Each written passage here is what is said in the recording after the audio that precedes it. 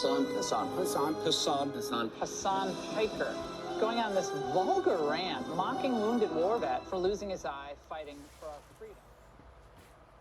Have you ever heard someone mention the Streisand effect and wondered what they were talking about? This phenomena is named after actress Barbara Streisand.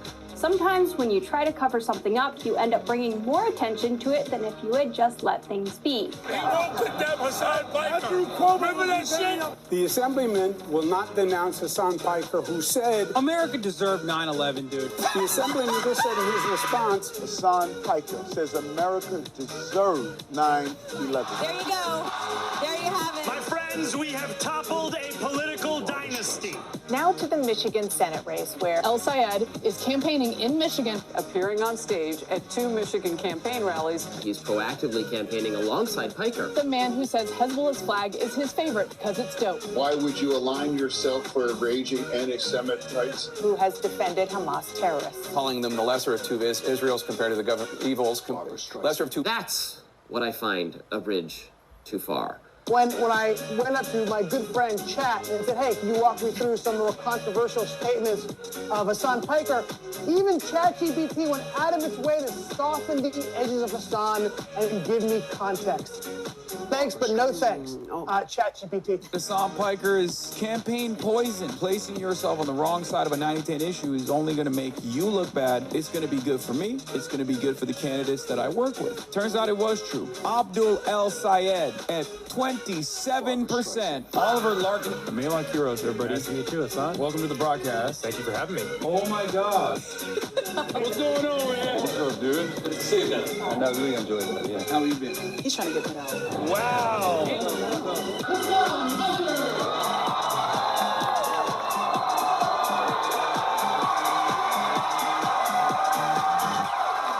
What's going on, everybody? I hope everyone's having a fantastic evening, afternoon, pre-noon, no matter where you are in the world. I'm Hasan Piker, and this is the Hasanabi broadcast coming to you live from sunny California, Los Angeles, folks. We're live and alive, and I hope all the boys, girls, and Enbies are having a fantastic one, because today's a beautiful day. Today's a wonderful day. Today is a very special day. Now, some of you might know why it's a special day. Some of you might not. Obviously, I'll tell you exactly why it's a very special day in a brief moment. But, is this a new cinematic angle? Yes. Also, the Thai clip is from Japan, the Japanese Communist Party. That's the Thai clip. Anyway, folks, we're live, we're alive. And it's a very special day, because it's a special day every time, this time. Because it's Friday. Ladies and gentlemen, it's freaking Friday. You already know what it is. You know we finally here, right? Well, it's Friday then. That's right, folks. It is freaking Friday. And we celebrate it here because Friday's a very special day where our forefathers fought long and hard to ensure that we, right now, in 2026, get to have the weekend for at least, for as long as we do. We celebrate it. If you like a weekend, think a union, think a trade unionist, a socialist, a communist, an anarchist, those who poured blood, sweat, and tears on the journey to make sure that you can get autonomy, a sense of dignity in your life. On Fridays, we celebrate that with immaculate vibes no matter what happens. Ladies and gentlemen, you already know. Well, times might be a little shaky, a little shitty. Ultimately, when the going gets tough, the tough get going. That's right, folks. It's freaking Friday, okay? It's freaking Friday, Friday, May 22nd, 2026. I'm Hasan Piker, live. I'm alive. It is 66 degrees and sunny here in Los Angeles, California. Coming to you live from stolen Tongva land.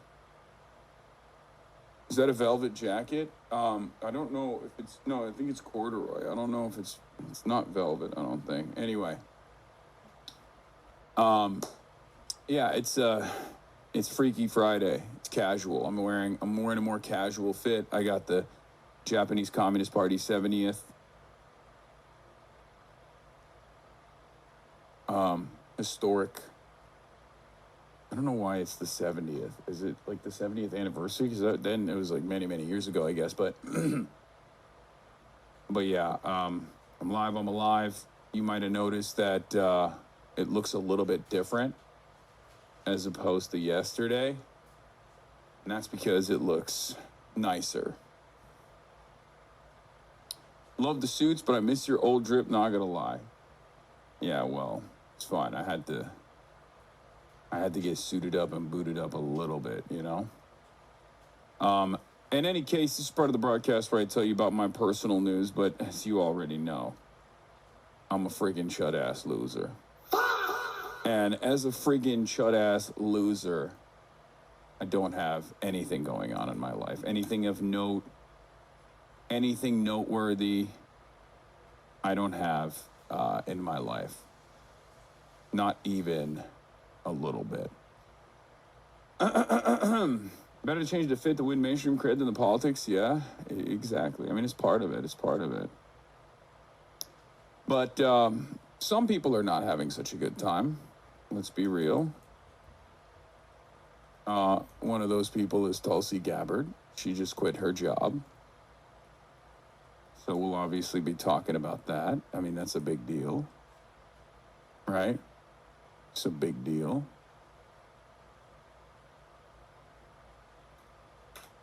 Yeah, we'll do that in a second.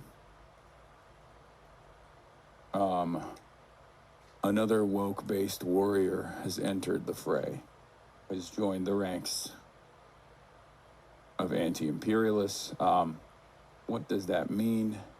We shall find out. I hope it doesn't mean what I think it means, which is either a possible false flag attempt followed by to create justification to invade Iran.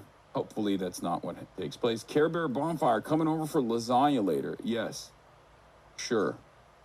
Your mom's making it, right? Yes, so don't you dare celebrate this, because I do feel like there's going to be a lot more. There's going to be a lot worse shit that's coming down the pipeline. Okay, so honestly, let's just get right into it. Like I said, I'm a chud-ass loser. I finally caught up with Invincible. I finished it, and it was great. It definitely picked up after. There were a couple episodes on the last season that I think were simply not that good. There were a couple episodes in the last season that were not drawn very well. They had like PNG Blue Lock season 2 style animation, but then they picked it up again. And I guess the final season is season 5. It's going to be coming out, I don't know when, but I really liked it. I haven't watched The Boys since like season 3, chatters. If you guys are asking me about The Boys, I haven't watched it. I haven't followed up with Fallout season 2 as well. I just got started on it again, so I'll watch all of those things. I'll get into all of that. I'll eventually watch all of that, and I'll give you my takes on that. But The Boys is all right. Like I was such a big fan of The Boys in the first like 2 seasons, and then I feel like it dropped off a cliff by season 3. It got too libbed up, and I don't mean that as a chud. I just mean like it got libbed up pejoratively. If that makes sense. Did you watch The Pit? I didn't watch season 2 of The Pit. I didn't like season 2 of The Pit either. Anyway, Gen V was better, but it got canned. I don't think it got canned. I think what happened with Gen V is the main character died. The main actor died. He was very young. And I think that's probably part of the reason why they were just like, we're not going to continue with it. Right?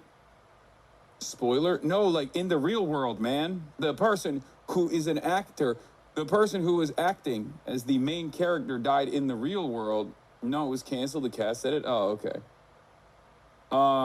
all this time you spend watching TV could be spent gaming on stream. True. You're right. As an Amazon employee, my micromanagers are in the chat as always, and they're telling me I'm not, making the best use of my time. Such is the way of a, modern day monkey. Such is life. Okay. Camera looking nice today? Yeah, it looks a lot better. We did a little bit of color correction and stuff, so I'm happier. It's a little bit darker, but it is what it is, right? Anyway, what else? I mean, not much else going on. Like I said, going to be in New York tomorrow. Have a lot of stuff happening in New York, as you guys know. So we'll talk about all of that and more. What does this mean for Iran?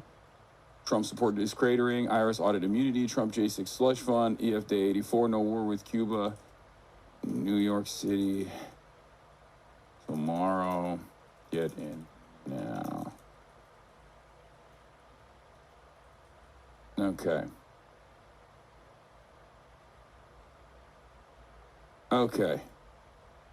When are you coming home for Hamawi? There's a rally next Sunday, and I'll be there for that. So I'm gonna come back. Oh, well, there it is. There it is. Who's ready for the rally with Hasan the Hun next week? There it is. Did you see Mamdani's FDR-style polling? Check Pix 11, a local news station. Yeah, he's unbelievably popular. Zoran don't even fuck with you no more, Unc. He didn't hate you for his stream. Yeah, I think that he wanted to do something where people would pay attention to just the stream and not the fact that he was doing it with me and have 750 million articles written about how he is the worst anti-Semite and how he is partnering up with Osama bin Laden to unveil his new initiative, which is precisely what New York media would have done if he were to do it with me. And instead he did it with someone who doesn't have an ADL page yet. But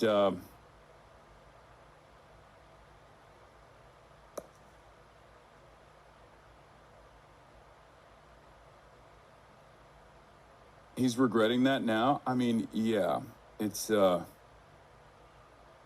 it didn't end up, launching very well, but it's growing pains. I think it was pretty good overall. Like I've said, if there's a politician who could technically do this consistently, it would be Zohran Kwame. Oh my God, what is this gut? Oh my God. Oh my God, what is happening here? I couldn't even read the fact. I know this clip is about Donald Trump being like, I'm a piece of shit father and I hate my stupid loser son. Fuck him.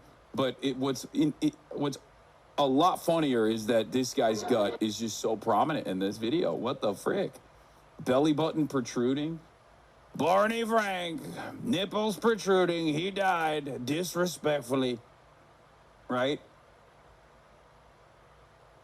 Okay, well, guess what? This is also disrespectful. You got a homie back there behind you with his tummy's nipple protruding. That's awesome. That guy's got to be a cop, right? I love guys like this. Am I weird for this? Before you guys say yes, hear me out.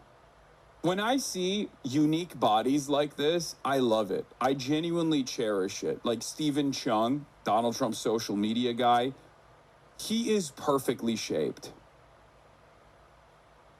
And when I see someone like this with a tummy nipple protruding, a belly button that's just like, I mean, he's looking empreg.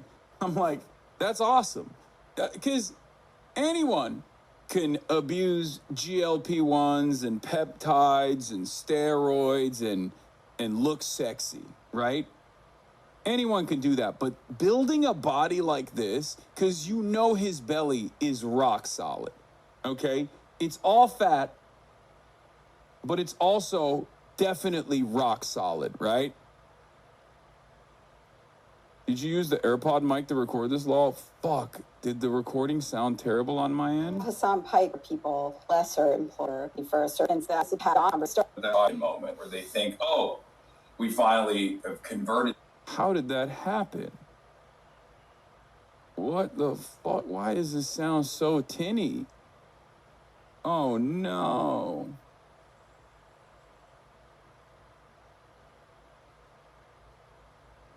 How does this keep happening? I'm a fucking professional broadcaster. I wish they would have told me.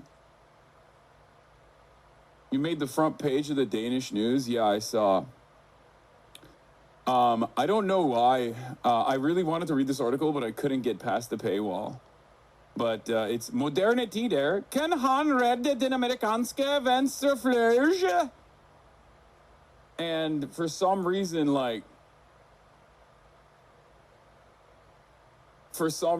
this is it. Can he save the American left? That's what the title is. I'm Dutch, but I couldn't read it at all. I just Moderne Tider, my favorite Dutch newspaper. Isn't this picture owned by a magazine? Yeah, I don't know. I guess they have different IP rules in fucking Denland, in Dutchia, Danish. Oh, it's Danish. Sorry. Oops. I fucked up. Dutch equals Danish. You learned it here first. It's all the same, bro. Come on. Can I be racist against Scandinavians for a brief moment? I'm going to be very sincere. Okay? All of the countries that are up there, they're all the same. Okay? They're literally all the same. You have robust social safety nets. Everyone will literally argue till the end of time about how different and unique their culture is.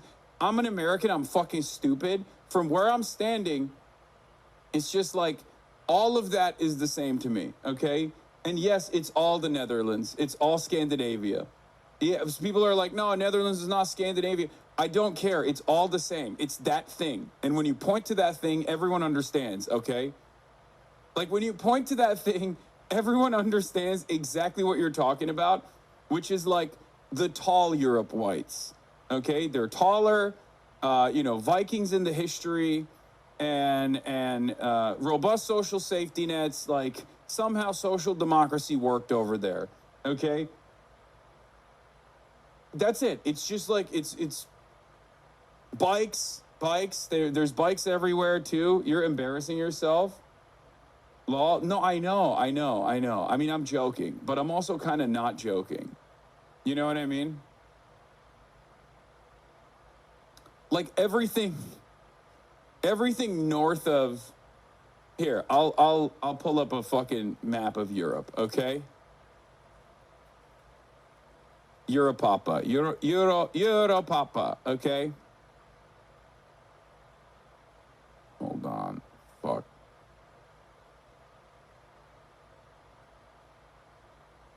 Actually, you know what? Let's do map of Europe images. Okay, hold on. Open image in new tab, edit image with Adobe Express. Okay, what the fuck is this? Remove background? No, I don't want to fucking... What is happening, man? Why? Why can't I just draw on shit with Adobe Express? None. You use Adobe Express? I don't know. Look, okay? Anything north of Germany, including the Netherlands, okay? Excluding the United Kingdom and excluding the Balkans is Scandinavian, Nordic, whatever the fuck, okay? Like Norway, Sweden, Finland, these countries, Denmark, Netherlands, all of them have the same vibe, okay? Or Baltics, sorry. Did I say Balkans? Fuck, I'm fucking up today, okay? Hard start. So, from my perspective, if I were to just, like, chop up a region, if I were to say, like, oh, there's this region here, like, Denmark and the Netherlands, I think, fits in the concept of like Nordic adjacent, Nordic style Scandinavian country.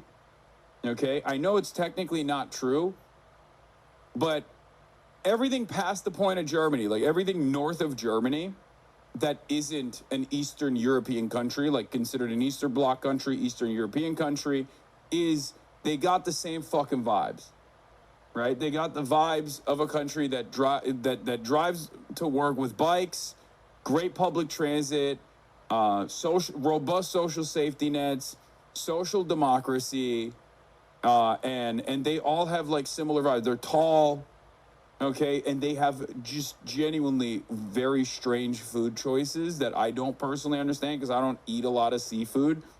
And even if I were to be a seafood eater, I feel like the type of seafood they eat over there is very weird, right?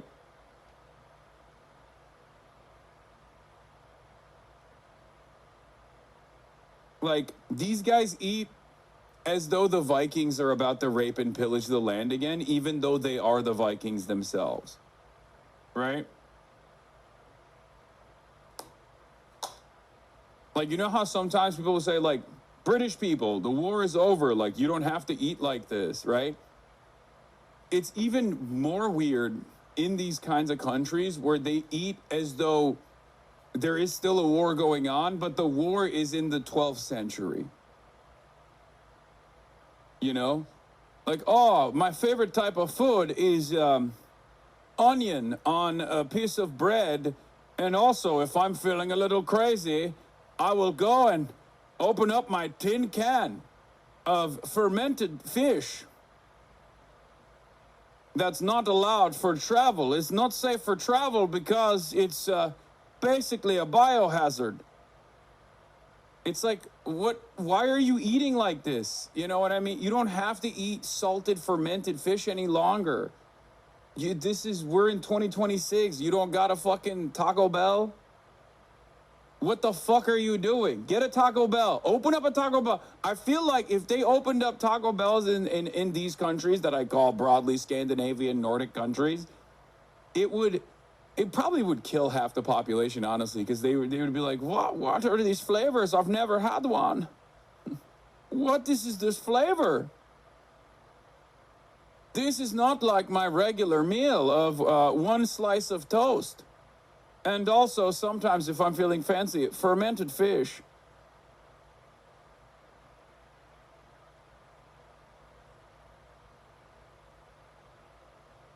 No, it would kill them, like introducing a new germ to the Indians. Yeah.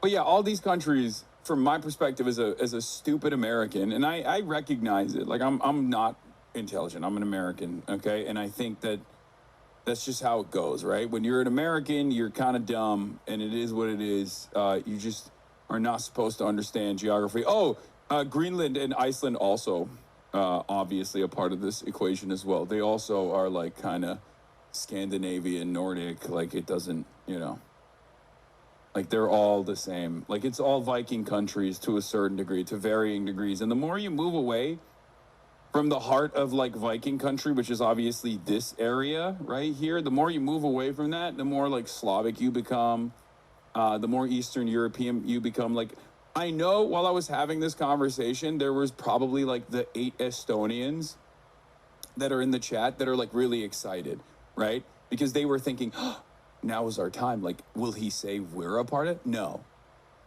If you're Estonian, you're not a part of this equation. You are Eastern European, okay? I know that there was like Latvians, maybe some Estonians that were like, will he say we're also part of this like Northern Scandinavian equation? We're kind of like that, right? We're Estonia. We have internet. We have... We do vote by internet. I mean, think about how cool that is. High-speed broadband, Estonia, 56% women in the country. It's fantastic, right? Come on, it's not like the rest of those nasty rest of those nasty Eastern European countries, we're different. It's like, no, you're Eastern European. Enjoy your fucking sexy women. That's, you know, majority women country. Enjoy your country with high-speed broadband. But, you know, from a dumb American's perspective, it still doesn't, you know, change anything for me. More internet than Poland is true. EU persona non grata visa status now.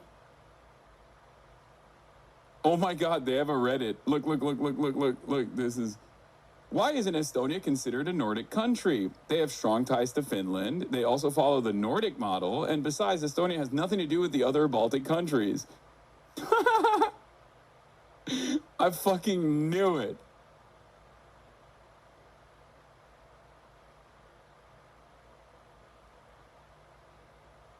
Hasan's entire take on the Nordo zone. Bad food, hot women. I mean, some of the coolest people, too. I feel like this entire zone is comprised of people who like to go to raves and have, like, unbelievably woke opinions on a litany of issues, and then, like, straight up the worst kind of foreign policy you've ever seen or heard, because they're just, like, terrified of the USSR. Obviously, this is mostly Finnish people that I'm talking about.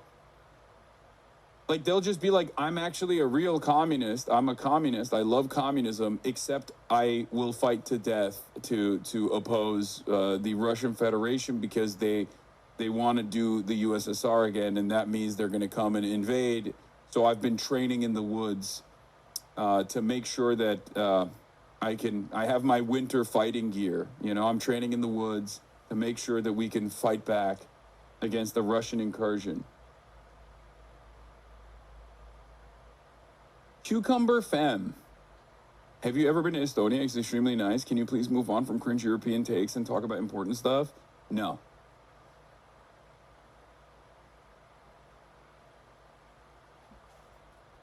Yeah. American defaultism is so funny. Yeah, no, I'm just giving you my unvarnished, very stupid American take here, okay? That's just what it is.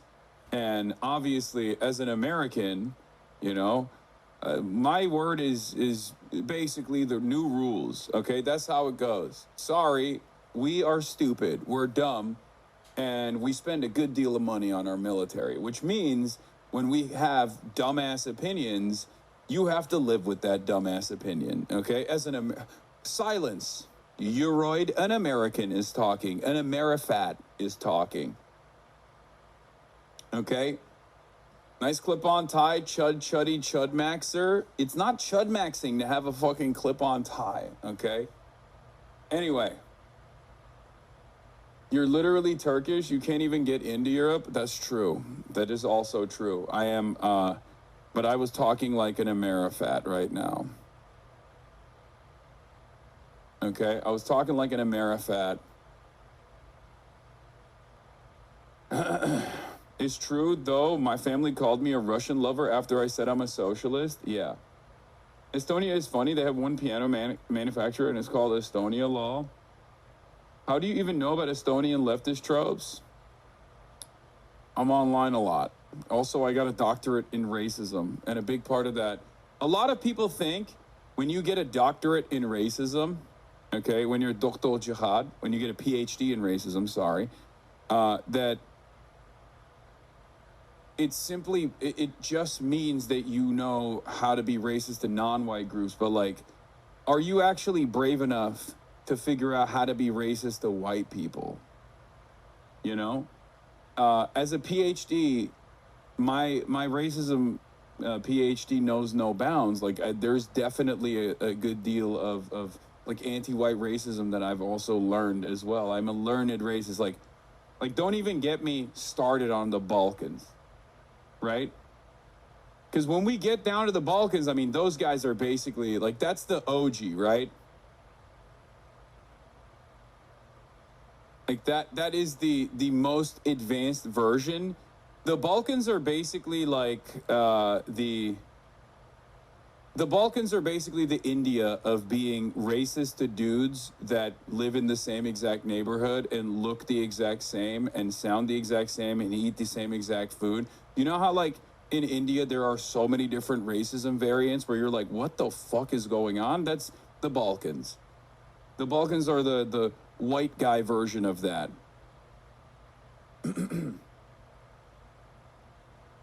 Anyway.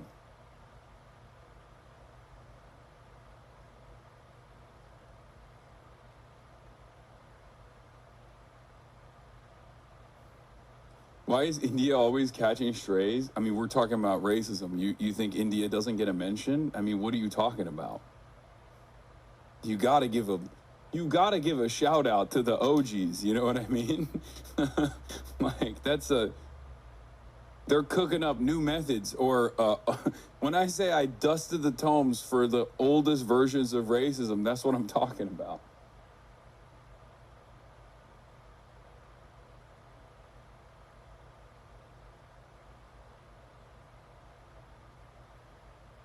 So, don't know why we went on this tangent. We went on this journey, but fuck it, it's Friday. Let's get started with someone who's not having such a great Friday, Donald Trump's ugly ass children who he despises. He'd like me to go, but it's going to be just a small little private affair, and I'm going to try and make it.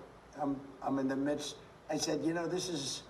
He's talking about attending his son's wedding, dude. And I can't stop looking at this gut. I know this is a really funny moment where the president is openly demonstrating his contempt for his ugly child.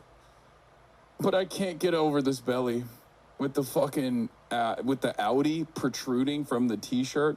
Like, this is the type of perfect dad bod that... you know, to the uninitiated, it looks like he's MPreg, right? But that's not the case. This is the kind of gut that you cultivate. You know, when people say, like, oh, I'm cultivating mass, like, that is what this guy has done without even trying to cultivate mass, right? This is natty. And even if you tried, you probably would have a hard time actually developing a body shape like this. And my favorite type of body, specifically because it's insanely dense. Okay, that man is all fat. Like, that belly is all fat, right? It's also the most dense man you've ever seen. Okay, like you slap that belly, you can bounce quarters off that shit. Okay, there is no give to it. Okay? There is no elasticity to it. It is just the densest material anyone has ever seen, anyone has ever encountered.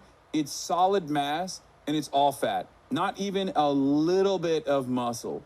Good timing for me. I have a thing called Iran and other things. That's one I can't win on.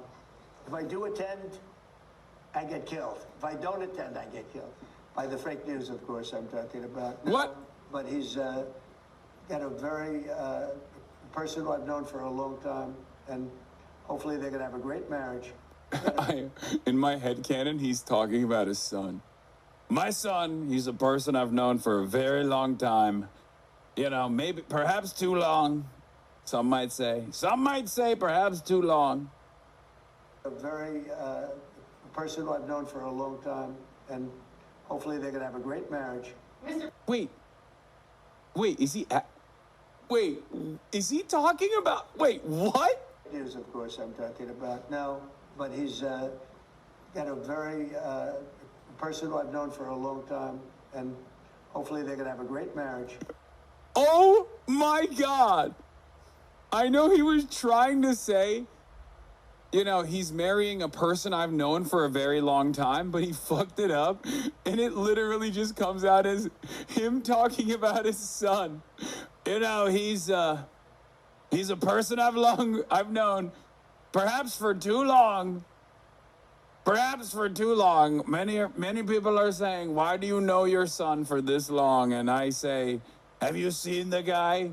Have you seen him? He's not the best. He's not the best. Mr. President, actually to add to that, I just actually passed by it. Yeah, Barney Frank unfortunately died the other day after going on the Jake Tapper show to be like, hey, by the way, my final wish is that the Democratic Party pivot more to the center. And then he died. And Barney Frank, of course, is like the famous recipient of the Trump rant. Barney Frank was on the floor of Congress, nipples protruding, very disrespectful, if you guys recall.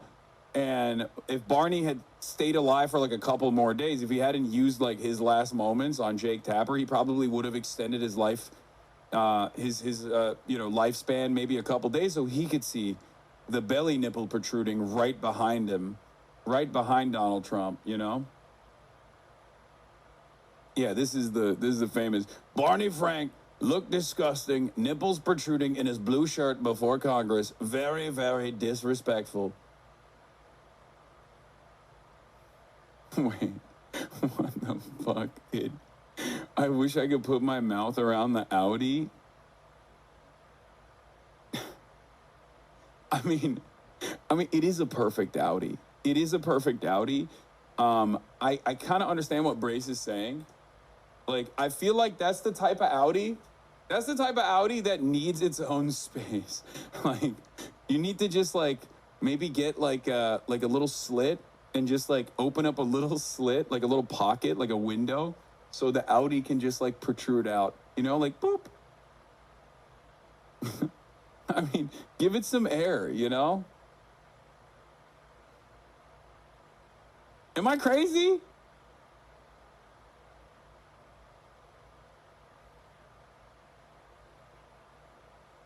Motherfucker built like Star Genie from Mario Party 4.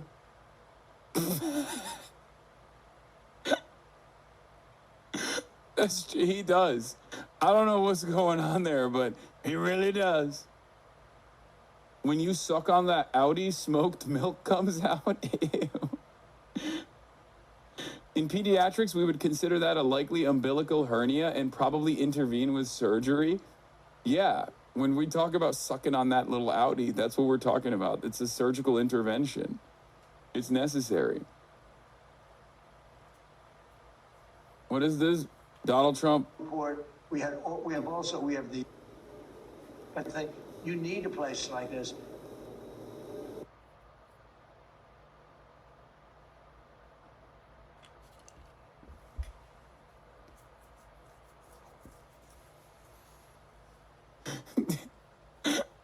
I love the chatter that immediately went AI. Yeah, really? Thank you. Thank you for informing me that Donald Trump didn't actually, in real life, suck the Audi of a man in the middle of the Oval Office during his 12 p.m. Eastern news conference amidst taking questions from the motherfucking press pool. This is fake? What?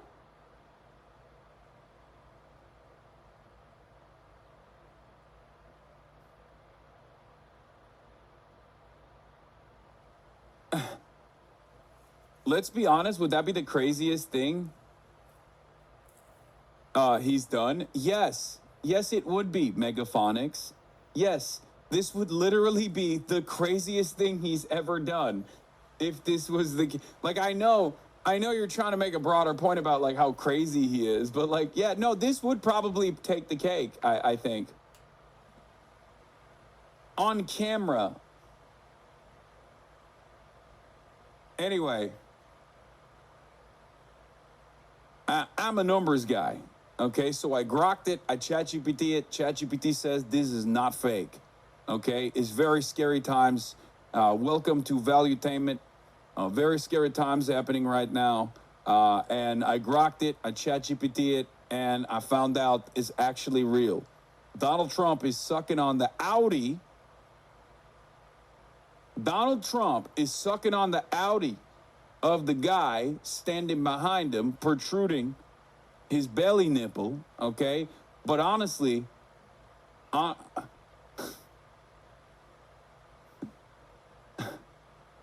a numbers guy. And the way I see it, if it's looking so tasty, you gotta suck on it, okay? Yeah. Trump is skipping Don Jr.'s wedding this weekend and will stay at the White House. I'm expecting developments in the Iranian arena. Yes. The real reason why Donald Trump is not going to his son's wedding is probably part of the reason why Tulsi Gabbard is quitting. We're going to talk about that in a second. Actually, let's just get into that. I'm skipping the Mom Donnie live stream thing, and we're going right into Tulsi Gabbard is resigning as the Director of National Intelligence. Now, a couple things I do want to point out. Okay? A couple things I do want to point out here. This is, again, alongside Joe Kent, these are two of the highest profile resignations that have taken place in this administration and in really any administration, right? I mean, obviously, there's been high profile resignations in the past throughout American history. I'm sure there's been something similar to this in the past, but like, it certainly didn't take place in the Biden administration. And I do think it's important. I do think it's important to recognize that. I suspect that there was probably some inside pressure as well. I don't know if Tulsi Gabbard was like, I'm falling on my sword because I'm, calling out this administration's actions against Iran. But yeah, Nixon. Okay, dude. That doesn't, we're talking about something entirely different now. Okay. Now here's what's going on. Is this a resignation born out of a principled commitment to the anti-war movement? Or is this basically a firing by a different name? And if it is a firing by a different name, is it still because Tulsi Gabbard took a principled stance at times, or would potentially present a threat to what the administration is trying to communicate to the broader public? Because Tulsi Gabbard famously is the anti-Iran, anti-war hawk. We should only advance wars that are beneficial for us. Not exactly an anti-imperialist, mind you, but the type of person, kind of not dissimilar Marjorie Taylor Greene, that says like, oh, we should actually only engage in wars that are good and no wars that are bad. I have a suspicion that she was forced out. But even though she was forced out, my suspicion is she was forced out because internally she might have been causing a little bit of a fuss, right? Causing a little bit of responsible for some chaotic moments internally. So I could see that being part of the problem. All right, but let's take a look at what CNN is saying right now. Hold on, I'm getting some text messages. Since Tulsi Gabbard is resigning after about 15 months in the role of the Director of National Intelligence. Yeah, we want to get straight to the White House and bring in Kevin Liptak with the latest. What are we hearing right now? Yeah, and this is a significant departure. We do now understand that Tulsi Gabbard has informed President Trump of her decision to resign from the administration. And what she is telling associates is that she is stepping down because her husband is confronting a rare form of cancer. And so that is her rationale for stepping back from this very, very critical role at a very critical moment as the U.S. Remains at war with Iran. She contradicted the admin early on in her hearing on Venezuela and Iran, and they've supposedly kept her distant from any actual decision-making most of the term. Yeah, I think that they saw her as like a little bit of a loose cannon, and I suspect that part of the reason why Donald Trump had her on board is because he was building this he was building this anti-war coalition, this fake anti-war coalition, and for some that voted for him, just like he brought in RFK Jr., he brought in Tulsi Gabbard as well to make it seem as though he was going to be an anti-war guy, right? An anti-war president. Now, of course, we know that he never was going to be an anti-war president, but maybe he thought that she would play ball when she was in office, or when she was in service, rather. And it turns out she had her own perspective. So I suspect that there were a couple times where she directly contradicted the president. And I assume that was enough for Trump once he realized the base is not punishing him for not being anti-war at all. He was just like, all right, this is just dead weight. This isn't to say necessarily that, what is this, Hasan? You said Trump would do the same thing as Mustafa Kemal Atatürk? El Memeori. Tulsi low-key support Israel in her own very obvious way. Let the loose cannon slide into prison. Hasan, you said Trump would do the same thing as Kemal, so what are you talking about? Mama, don't get unlocked. El Memeori. Okay, take a week off. As President Trump. I like that you were trying to stunlock me, and then I read your take, and you were like, don't get stunlocked. Mustafa Kemal Atatürk. Ways restarting the bombing campaign inside that country. This will be a significant departure for the administration. And so Tulsi Gabbard telling the president today that she does plan to resign and that she's stepping aside for this ultimately very personal reason, which is her husband's health. Now, that being said, this has been quite a tumultuous tenure, I think, for Tulsi Gabbard over the course of this second Trump administration. There had been clear points throughout the last year and a half when she did seem to diverge with what the president was trying to do. You know, she came to this job with a very clear anti-war background. You know, she herself is a veteran. She talked before she was in this job when she was a congresswoman from Hawaii about not starting foreign wars, specifically about not starting war. Iran just said a deal is not closed. Also, Israel said that Iran is planning a secret drone strike on Israel. All signs point to resumption of hostilities with Gabbard resigning. Yeah, I think Donald Trump is doing a classic move that we've seen play itself out throughout history over and over again, which is, you know, cut out the people that are gonna maybe be a problem, that aren't like full-blown regime loyalists. Like any kind of independent thinking is not going to get rewarded in this administration, obviously. So he's hitting another purge. So I don't know how many loyalists Tulsi has internally, but from Trump's perspective, this is just to solidify his ranks. This is a classic move, okay? It's a long weekend, so perfect timing to attack. Yeah, I think, yeah, I'll talk about Fetterman handler. Oh my God, John Fetterman has a pro-Israel handler, a Jewish handler that is making all of his decisions and all of his communications as he like has singled John Fetterman out. They're literally, dude, it's an insane story, okay? It is, I mean, you kind of could have guessed that that was what was going on. It's another one of those stories that's like, how do I describe to you what literally is taking place without coming across like I'm deeply anti-Semitic? Okay, it's another Cars for Kids ass story where it's like, I'm about to explain to you what took place with John Fetterman, who got stroked out and then like, and is being taken advantage of because he doesn't have his mental faculties. And it's tough for me. It's tough for me to broach the subject matter without coming across like I'm engaging in a deeply anti-Semitic conspiracy. So I'm just going to let the facts speak for themselves. But that's not, we're not, yeah. And New York Magazine wrote it. So just like, you can't even,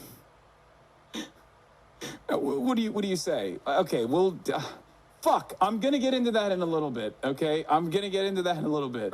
With Iran, and over the course of this conflict, she really did not have a very visible role whatsoever in confronting the Iran threat. She had been essentially cut out of some of those conversations. You know, the president did seem to task her with some different roles. You'll remember she was down in Fulton County, Georgia, when the FBI was raiding a voting office there. It was sort of a strange sight to see the DNI down in Georgia when the FBI was conducting that raid. She also put out a report sort of downplaying the role of election meddling from Russia. Both of those, I think, meant to put her in the president's good graces. But despite all of that, there had been these clear tensions. And so now we're understanding that she is going to be leaving the administration. We do not yet know at this point who may replace her. This is a very, very critical job. You know, it was created in the aftermath of 9/11 to try and coordinate all of the government's intelligence streams. So at a particularly a tense moment, it will be critical to get this job filled. But at least for now, Tulsi Gabbard saying that she will no longer be the director of national intelligence. Yeah, especially as the United States is at war in the Middle East, it's notable that the Director of National Intelligence is departing. I also just want to talk about sort of the policy positioning of where Tulsi Gabbard was in terms of Director of National Intelligence. We heard at points that debate sort of, I guess not so much debate, a difference in stated position between what we heard from the president at times, sometimes it was Steve Witkoff, in terms of the ability for Iran to get a nuclear weapons grade weapon. And then she would often say that the capability was obliterated. I wonder for you, who just follows this space so closely, what did you see the most, as most significant in her dynamic as DNI here? You know, I think that the primary issue was that she just didn't really deliver substance and kind of a purpose for the administration from an intelligence perspective, and that John Radcliffe at CIA did. And so the contrast between them and the ability of them to represent the intelligence in a way that, you know, I think that Director Radcliffe is just more... Similar to the Pam Bondi thing? No, that's not similar to Pam Bondi. So Pam Bondi was taken out in a similar manner to bovine bovino, right? On the Epstein stuff, it obviously got too, it got too hot, right? And someone had to fall on a sword to open up a pressure valve, and Trump decided to lay the responsibility, lay the blame on Pam Bondi in that situation. Tulsi Gabbard, I think, is a different story. Tulsi Gabbard was I think, axed, pushed aside because Trump is trying to make sure that the ranks are entirely loyal to what comes next. Trump, it is funny though, it's all women, I know. Trump has a vendetta against every woman he has ever hired for some reason is true. He literally came in and was, doing girl boss fascism, and just all of the women are slowly but surely being fired. And when you think about it, his chief of staff is also a woman, and she has also regularly spoken out against Donald Trump. Susie Wiles might be coming up, okay? Up next. If I'm Susie Wiles, I'm looking at the situation, I'm like, maybe it's time for a graceful exit.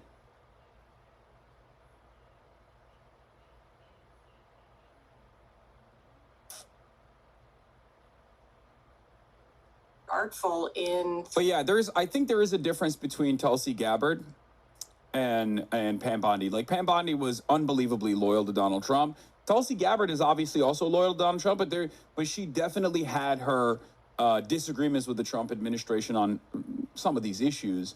And I think that created an environment that was at least an environment that was like unsustainable for Trump, because he needs maximum loyalty. Why does he not fire Kash Patel, for example? Kash Patel is maximum loyal to Donald Trump. Tulsi Gabbard is fairly loyal to Donald Trump as well. That's why she got the job.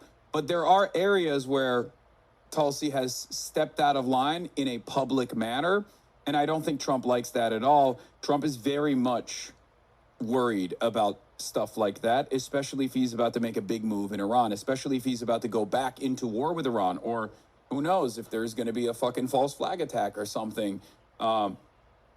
to get the public on board with going to war with Iran or something, because it's like deeply unpopular currently. You would not want I mean, this is this is wee woo conspiracy shit, but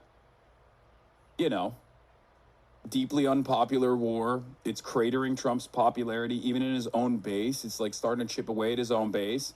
People don't like that it's going on. People hate that it's costing them money, right? At a time when there's already an inflation issue that actually led Donald Trump to win the presidency. Donald Trump doesn't actually fix any of those problems. He turns around and exacerbates the issue. I don't think Donald Trump goes into war with Iran, straight up. There has to be something that is an inciting factor that causes Americans to reconsider whether or not this war with Iran is good or not. Totally could see a situation like that. But because he's a cultist, and because he's a cult leader, and because there's no real democratic process when it comes to determining whether or not the administration takes action on the foreign policy side, perhaps there is no need for a PSYOP or a false flag style incident. And regardless, it's clear Tulsi Gabbard's getting pushed out because there have been instances where he has humiliated Trump by opposing something that Trump wanted to advance. The Trump administration had a very coalition government approach to staffing, where the restrainer/Tucker wing got a bunch of jobs, Vance, Tulsi, Kent, Bridge, Colby, who are now seemingly just being ignored. Yeah, and not just being ignored. This raises the question of what exactly Tulsi Gabbard is doing these days. This was only a couple days ago when Matt Zaitlin asked this question,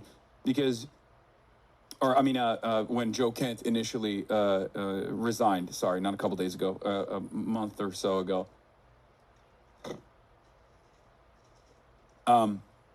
When Joe Kent initially resigned 2 months ago,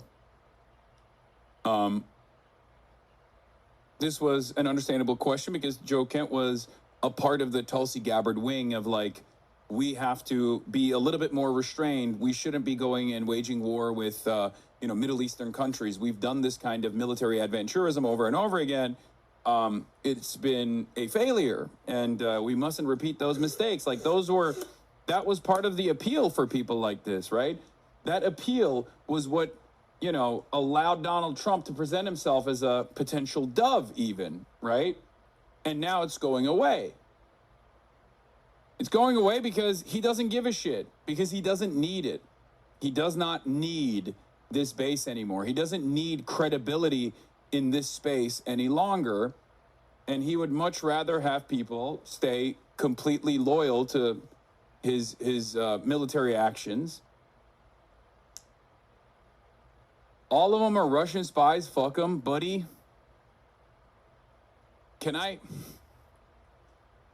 Trey's still here. One of my favorite chatters. You guys know it's gangy time, okay? Trey's still here. If there's a foreign country that is currently intervening in American foreign policy or has direct control over American foreign policy, do you think it's Russia?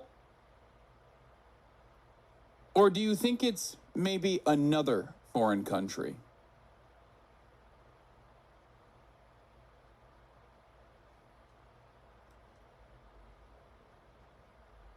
Seriously.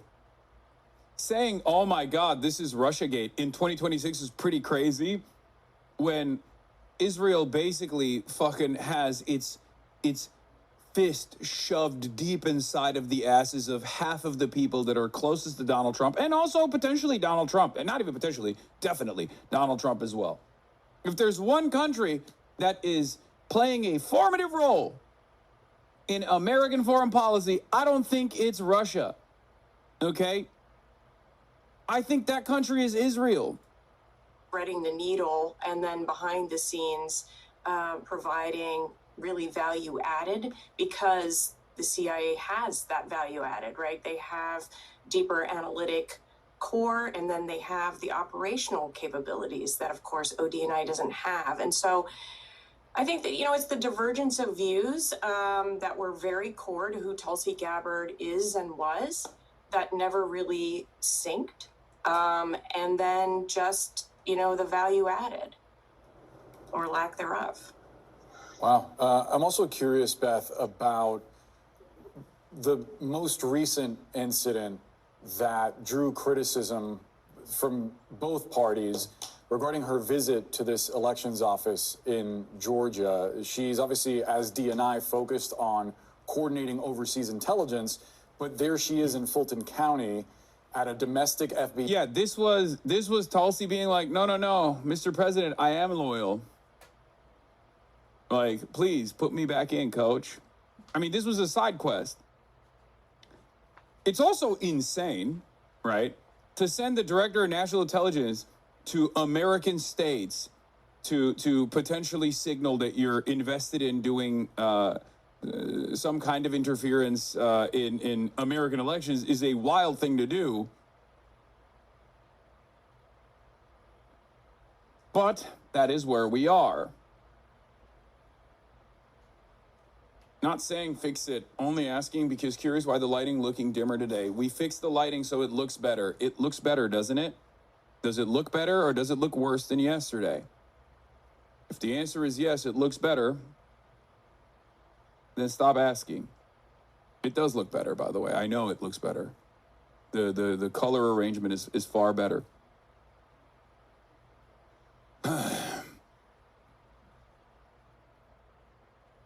By the way, another fact to consider here, okay, as we are looking at this Tulsi Gabbard situation, is that the intelligence community and even Central Command, which is in the military side, have basically become a leaky faucet. It's actually interesting that the Trump administration doesn't talk about it as much, because this used to be a major problem in Trump 1, where you had a lot of people in, pivotal roles listening in to these important meetings and then immediately going to the media and being like, this is insane. We have to put a stop to it. These guys don't know what the fuck they're doing, right? That's happening again right now. If you noticed, Washington Post, with regular frequency, is engaging in coverage from the intelligence side where people that are either former heads of CIA or former heads of intelligence agencies or currently inside of the intelligence community, giving long and extensive leaks to Washington Post, even Wall Street Journal, all these other outlets. And the reason why they're doing that is because they, too, are in opposition to what the Trump administration is doing. This is what you do when you are in a moment of crisis where you want America to be a domineering force. These guys are not anti-imperialists by any means, right? And neither is Tulsi Gabbard. But you're in a moment of crisis where you have an understanding of like what we should be doing, right? And where we should potentially de-escalate or scale back. It's very clear that the Iran war is not going well. And the military understands that. The intelligence community understands that. They've given ample warning to the administration to not engage in this kind of action. And it's very clear that the admin is saying, fuck you, we're going to side with Israel on this. We're going to side with the Israeli intelligence on this. We're going to bring in the Foundation for Defending the Democracy guys into the negotiations process. Like, they're doubling down on it. It's very clear. So in that situation, you either do high-profile resignations like Joe Kent did, or you get pushed out if you actually warn the administration perhaps too much, like in the case of Tulsi Gabbard. And those who remain behind leak all of these details and all of these assessments to the press with hopes that, this kind of stuff circulates in mainstream media. And if we had a competent anti-war opposition party, they would make a big fuss about this all the time, but they currently are not, because the opposition party is the Democratic Party, which is a feckless and inept and also pro-war party broadly, okay? There are definitely a lot of Democrats out there who are frustrated with what's going on, even the likes of like Ruben Gallego, right? Like, there are some who are upset with the way that Trump is moving. But broadly speaking, because a lot of the Democrats are also Israel first, the National Party's outlook on here is also Israel first. So there's always enough votes to continue supporting Israel's ambitions here, because that's what this is. This war with Iran is not being waged for American interests. It's being waged for Israel's interests. And we're in an impasse here. We're in a moment where America's like broader goals of being a domineering force and being the hegemonic superpower are directly at odds with Israel's regional ambitions of destroying Iran. So there are obviously people who want to continue the American empire, who see that as a big problem, and they keep bringing this up to Donald Trump, and Donald Trump keeps telling him to fuck off and stay the course on Israel. Bro, stop clip farming? What? This is clip farming? I think you and I have a very different opinion on what clip farming is. What kind of clip could I be farming here? Anyway, but yeah.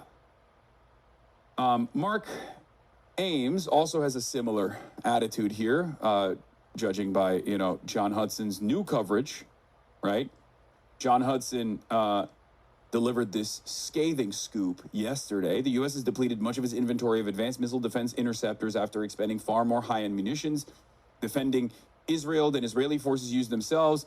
There's a reason why like a lot of the CSIS guys are fucking freaking out, and they're just like constantly telling whoever will listen in the media that like our stockpiles have diminished. All of our peer and near peer adversary standoff munitions that we developed, that we stockpiled, that take years and years and potentially decades to develop, to compile, are gone. We expended it against Iran, and part of the reason why we did that is because we did not establish full-blown air superiority over the Iranian airspace. It was contested, so we had to use these standoff munitions from afar. We had to lob these missiles over and over again from afar, and we depleted our stockpile, so we cannot do anything against Russia if there was ever, an imminent threat, and we cannot do anything against China if there was ever an imminent threat.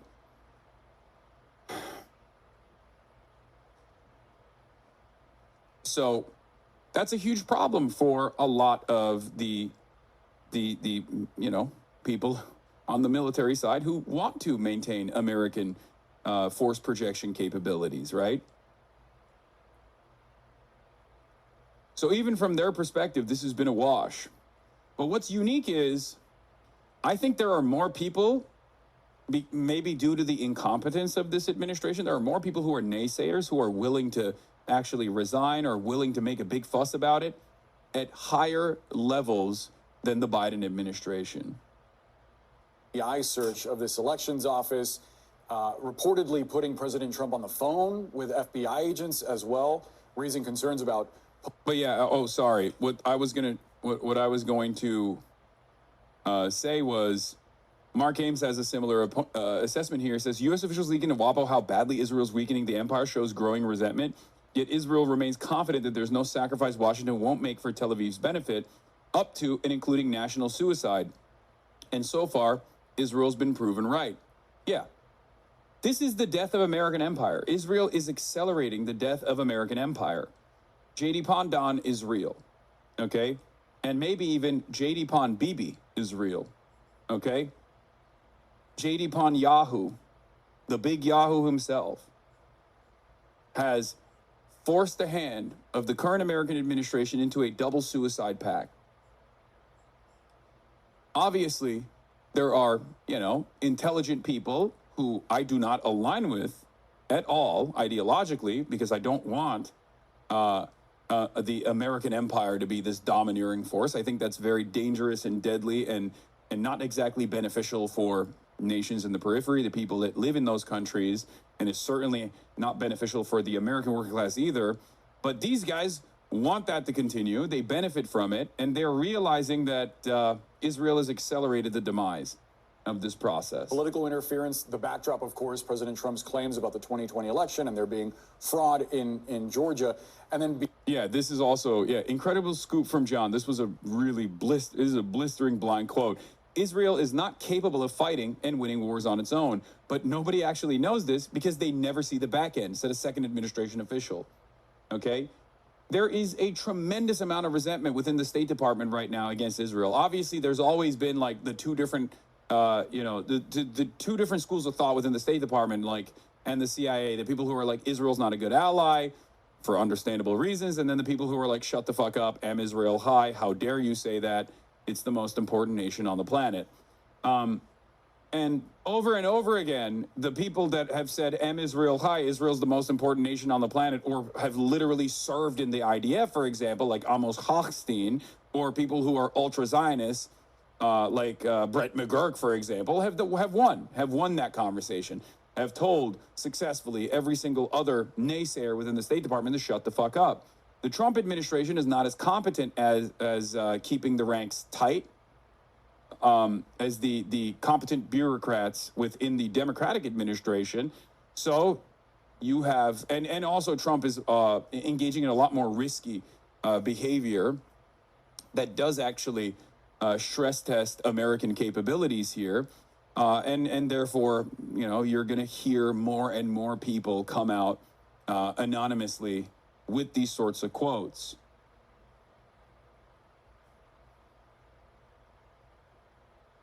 Beyond that, there were these conflicting explanations about why specifically the DNI would even be there. I mean, what does that tell you about her time as DNI and the ways in which her relationship with the president evolved into her work? Yeah, I think that, you know, the DNI Gabbard was in search of a mission that was of value to the president. And, you know, there was this kind of joke. Like, they're talking about what she was doing in Georgia. Okay, I mean, that's dangerous and it's devastating, but that's not the reason why she's out. Okay, I don't think she had a big issue with like manipulating American elections as the director of national intelligence. Okay, no, the reason why she got pushed out is because she found herself at odds with the administration's overarching goals in Iran. And maybe even, if I'm being real spicy with it, maybe she didn't like what the administration was potentially planning. I can totally see that. Very sad joke from her perspective, where her initials, DNI, stood for Do Not Invite, to all these foreign policy meetings. And you would see that she was completely absent from Mar-a-Lago during the Venezuela operation, during the Iran operation. And so she was in search of a mission that was of value. And this election fraud mission was something that where, you know, she jumped in to take up that mantle. There are, you know, from my perspective, having been, you know, the number 3 at ODNI in my last government position, I believed that her presence was counter to her authorities. I don't think that the DNI has authority for this kind of engagement on domestic election issues, even when there is a potential foreign nexus. And in the case of Georgia, in all of the years, remember, this is many, many years, there has never been an accusation or an inkling of foreign activity related to that outcome. And so, you know, it was just completely off the charts, weird. and then, you know, just from my perspective and from many others, beyond what a director of national intelligence should be doing. Let's go to Brian Todd. Brian, obviously this was a tumultuous tenure, and before she served in the administration, her entire political career up until 2022, she was a Democrat, and she was sort of non-interventionist. She spoke out against U.S. foreign policy. Then in 2024, she flipped to the Republican Party and served the president, obviously, who's been more aggressive, not only in Iran, but in Venezuela and in Cuba as well. It's notable that her vision of U.S. foreign policy not exactly aligning with President Trump's. That's right, Boris and Omar. She should be jailed or given... She should be jailed. She should be jailed for treason. She should be jailed or given the death penalty. That's my word. She's a traitor. Huh?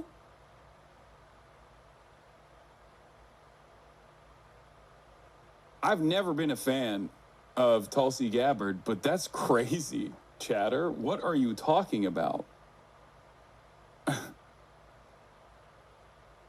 Are you all right?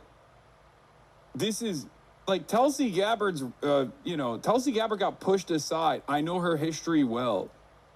Okay, I don't agree with Tulsi Gabbard on 99% of issues. I think she is one of the most annoying cranks and one of the most annoying ops of all time, okay? She was never an anti-imperialist. She was never anti-war at all. But on this issue, on the issue of waging war with Iran, it was bracketed in the unnecessary war category for her for some weird reason, okay? They're very clear that her and Joe Kent looked at the situation in Iran and they were like, we want to keep being the dominant empire. What the fuck are we doing? We got to restrain Israel a little bit. We shouldn't be leaning into Israeli ambitions in the region. It's going to hurt us. And that's precisely what has taken place. So even one of the, even an objectively evil person like Tulsi Gabbard could still be on the right side on this issue. And I think she is on the right side of this issue.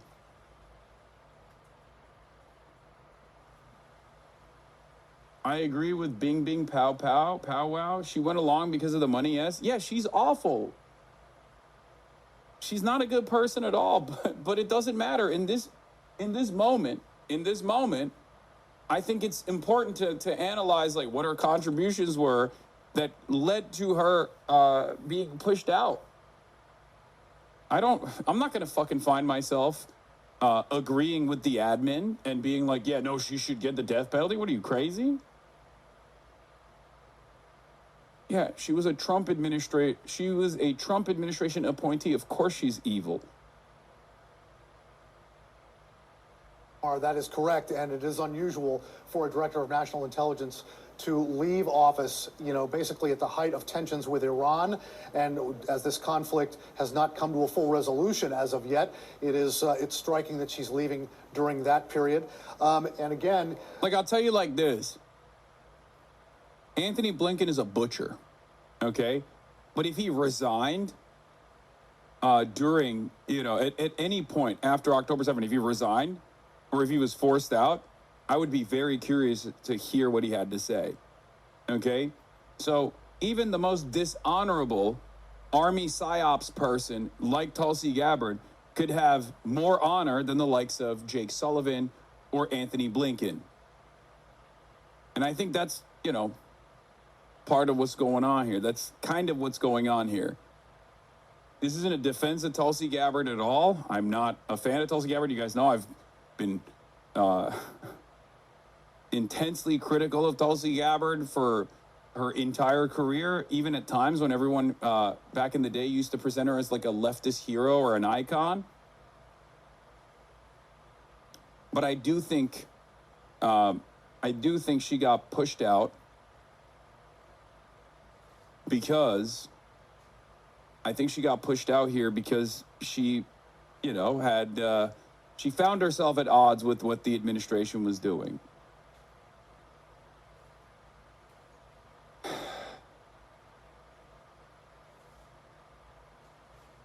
That's what it looks like to me. That's what it reads like to me up front. Trump is aggressively purging the ranks of all the naysayers and tunneling in on this like maximalist pro-Israel, am-Israel high agenda. Not only, to emphasize what Kevin said, he emphasized that she's been controversial in a number of ways. As what Kevin mentioned, when she went down to Georgia in January, taking a look at what was going on there and trying to help with this investigation into alleged voter fraud in Georgia, that really turned a lot of heads simply because that was not supposed to be her role as the director of national intelligence. But also, guys, remember after the war began in late February, the administration, of course, attempted to justify going to war with Iran by claiming that Iran was rebuilding its nuclear program and that it posed an imminent threat following those strikes in June of 2025. The administration claiming that Iran was rebuilding its program and posed an imminent threat. Well, she had remarks to the Senate Intelligence Committee less than a month after the war began, saying as a result of Midnight Hammer, that was the operation in June, Iran's nuclear enrichment program was obliterated. There has been no effort since then to try to rebuild their enrichment capability. She then essentially almost contradicting the administration's claim that Iran had posed an imminent threat. So she got in a bit of hot water for that. Again, that was a hearing in front of the Senate Intelligence Committee less than a month after the Iran war began. Guys, I've just been handed this. I can read from you. This is her resignation note that we've obtained from Tulsi Gabbard. Dear Mr. President, I am deeply grateful for the trust you placed in me and for the opportunity to lead the office of the Director of National Intelligence for the last year and a half. Unfortunately, I must submit my resignation effective June 30th, 2026. My husband, Abraham, has recently been diagnosed with an extremely rare form of bone cancer, she writes. He faces major challenges in the coming weeks and months. At this time, I must step away from public service to be by his side and fully support him through this battle. Abraham has been my rock throughout our 11 years of marriage, standing... Yeah, I don't think this is the reason why she resigned, okay? No one believes that, right? No, I hope no one fucking believes that like is the real reason. I'm fairly certain she could continue doing her job, even with the bone cancer situation. I do believe that I'm not saying she's like faking that he has bone cancer or whatever. I'm just saying that she's using that as a way to like exit gracefully, when in fact it's fairly certain that Donnie Boy axed her.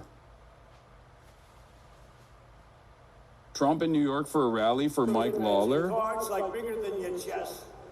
Name, address, and everything you want to know about a person. They might even have a social security number. They have. That's to get into the convention. But for voting, you're allowed to go. We're not going to watch this right now, but I suspect this could be the day. God damn, how desperate is Mike Lawler? Holy shit, he is so scared. Mike Lawler is begging Donald Trump to come and do a rally. Clarify the day that he mentions your boy. Stop vague posting. Who's Mike Lawler running against? A bunch of fucking centrist Democrats and also Effie Phillips Staley. Donald Trump has already attacked Effie Phillips Staley by name, even though she was in third place. Effie was in third place in the last polls that came out in this race. This is like a small-ass race. This is a purple district that is very flippable, okay?